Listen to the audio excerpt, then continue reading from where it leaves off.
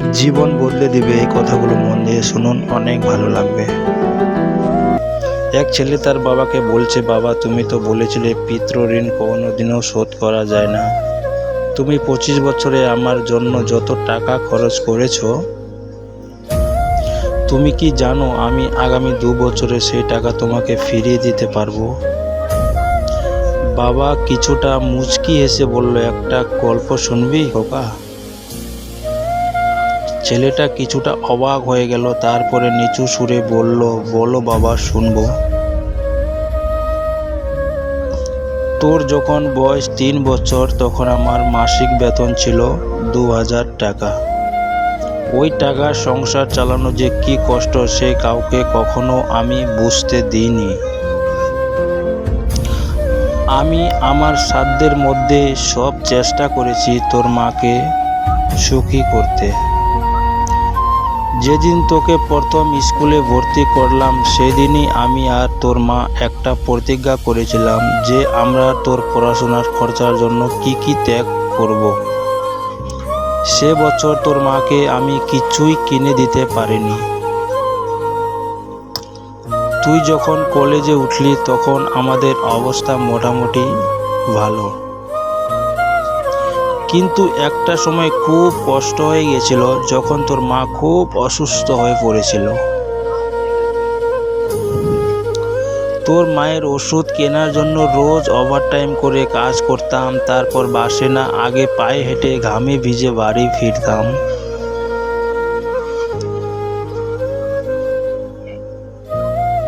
কিন্তু কখনো কাউকে বুঝতে দিইনি, এমনি কি তোর মা কেউ না।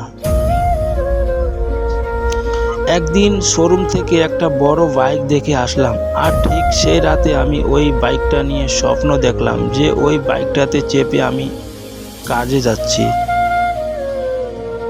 কিন্তু ঠিক তার পরের দিন তুই বায়না ধরলি ল্যাপটপ কিনে দেওয়ার জন্য।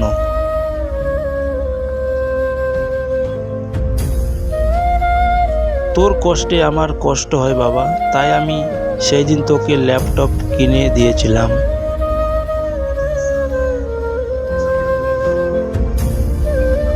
আমার তখনকার 1 টাকা তোর কাছে এখনকার 1 পয়সা। কিন্তু মনে করে দেখ, এই 1 টাকা নিয়ে তুই বন্ধুদের সাথে পার্টি করেছিস, ট্যুর করেছিস, পিকনিক করেছিস, আরও কত কি না করেছিস। তোর প্রত্যেকটা দিন ছিল স্বপ্নের মতন। আর এখন আমি তোর মাইনের 50 টাকা নিয়ে সুগার মাপাই। জানিস আমার মাছ খাওয়া নিষেধ, মাংস খাওয়া সে, তাহলে কি করে এত টাকা খরচ করি বল? তাই আমি তোর টাকা নিয়ে নিজের মনের ভেতর একটা কল্পনার দুনিয়া তৈরি করি। আর সেই কল্পনা দুনিয়াতে আমি বাইক চালিয়ে সারা শহর ঘুরে বেড়াই। কল্পনাতে তোর মাকে নিয়ে সিনেমা দেখতে যাই, বন্ধুদের নিয়ে ঘুরতে যাই। পুরুষ থেকে পিতা হতে আমার কোনো কষ্ট হয়নি, সব কষ্ট তোর মা সহ্য করেছে। কিন্তু বিশ্বাস কর, পিতা হবার পর একজন দায়িত্বশীল পিতাই কষ্ট একজন পিতাই বুঝে। কোনো পিতাই তার সন্তানের প্রতি দায়িত্ব পালনের পিছা করে না।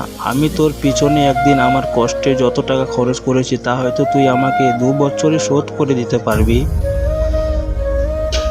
কিন্তু জৈবন দেখা স্বপ্নগুলো যে স্বপ্নের কাঠামোতে দাঁড়িয়ে তুই তোর আজ ঋণ শোধের কথা বলছিস, আমার সেই স্বপ্নগুলো কি আর তুই কোনোদিনও ফেরত দিতে পারবি?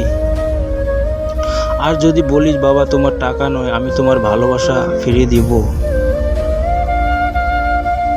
তাহলে বলবো বাবাদের ভালোবাসা কখনো ফিরিয়ে দেওয়া যায় না। পৃথিবীর সব থেকে ভারী জিনিস কি জানিস? পিতার কাছে পুত্রের লাশ। আমি তোর কাছে শুধু একটা জিনিস চাইবো, আমার শেষ যাত্রা যেন আমি তোমার ছেলের কাঁধে চড়ে যেতে চাই। তাহলে তুই একটা ঋণ শোধ করতে পারবি, তোকে কোলে নেওয়ার ঋণ।